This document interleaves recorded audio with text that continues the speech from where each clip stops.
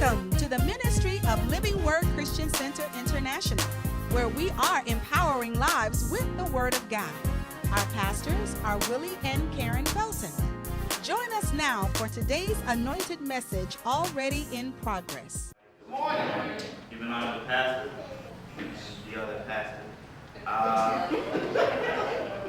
Love you. Y'all know I don't do this. I don't say much, but I really appreciate the opportunity of saying, giving the opportunity to do this. That shows that pastor has faith in me.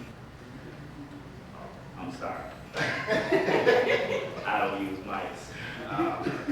But he chose the topic for me of importance of education when it comes to family. So the first thing I did was I said, well, let me find out what the definition of education is. All right. It says, the definition of education is the process of receiving or giving systematic instruction. It is also the theory and practice of teaching. So when I think about that, I'm looking at education when it comes to family. That's such a broad spectrum.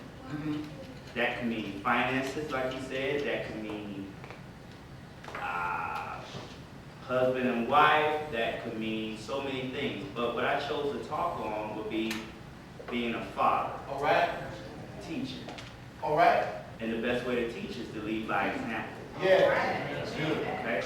And what I mean by that is, I heard my granddaddy say it. I heard a lot of people say it that are older than me. And I take what people say that are older than me to heart. You can feed a man a fish and he'll eat for a day. But if I teach you to fish, you'll eat for a lifetime. All right. So what I mean by that is, all of us, or most of us, have jobs that we don't like going to. But guess what? We get up and we go every day. All right. You know why? Because as fathers, we have a responsibility to the wife, to the kids. So if your kids know that you don't enjoy doing it, but you go out and do it anyway, I feel like they'll know that, sure, they might not enjoy going to school, but this is something they need to do to further themselves in life. Yeah. I have a son, I have a daughter. And I tell them all the time, I say, listen, if you want a house like Daddy has, you got to get this much education. When I pick my son up from school, we ride through the projects, we ride through all the areas. I say, if you get less education than Daddy, this is where you're going to get. I also take him to neighborhoods that are bigger and better than what I have. So I show him and her that if you get more education than Daddy, this is where you go. All right. And kids need to see that. You can't just talk to them. You got to show them. A lot of people are visual. So that's why you have to do that. And to give you a little humor, me and my son was in the grocery store one day. And he says, Daddy, I want this, this, and this. I said, son, you think money grows on trees? You think I got that kind of money? You know what he said to me? He said, yeah, money grows on trees because it's made out of paper. But you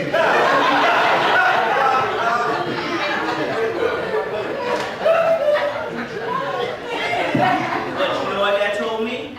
That meant I need to spend more time with him and explain to him, yes, it's made out of paper, but this is what you have to do in order to get money. All right.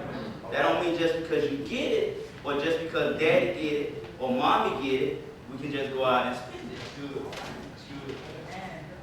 You got to realize that when it comes to money, okay, lights cost this, water cost this, food cost this. All right. That gentleman back there in the back, he got plenty of kids. He can tell you, this food bill probably costs more than anything else. All right. I had a couple scriptures when it comes to that. Pastor and Minister Mike Jr. kind of stole my thunder on them. But I will let you know that they were Hosea 4 and also Proverbs 22:6 when it says, training up your child the way they should go. Yeah.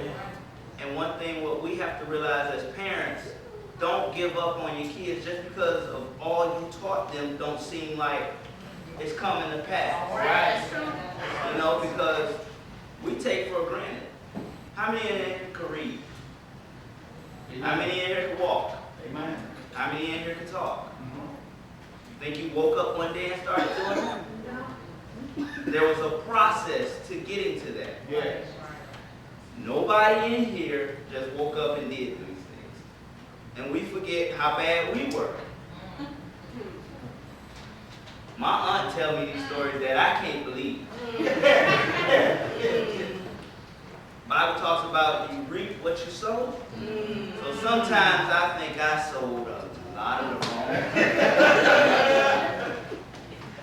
That one there. And oh my God, that one over there. There was one time, and this is how I know I've changed. There was one time when I took my son to the store, and I turned my head, and he was just pulling price tags off of the clothes. And I was so mad and aggravated. You know, you can't beat them in the store, you gotta take them out of the store. I told my mom about it. She said, "Oh, you don't remember when you did that?" Huh?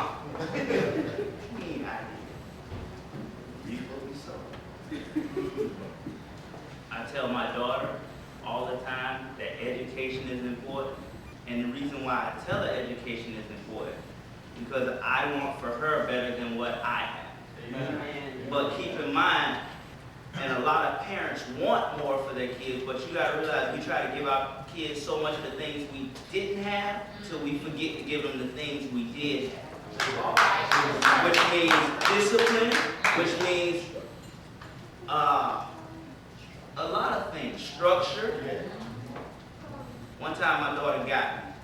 She said, "Daddy, if for every A I get, will you give me $5? No problem. I ain't thinking. That's why I think she's pretty good. She bought me a report card of straight A's, even in conduct. Hold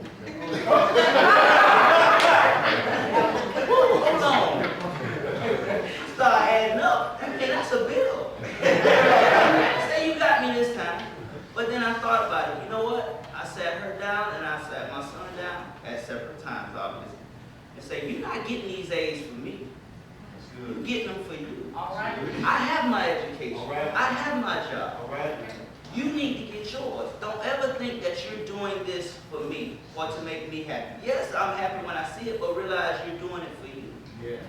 And that's what I mean about when I say that we're giving them things that they didn't have, and the things we did have.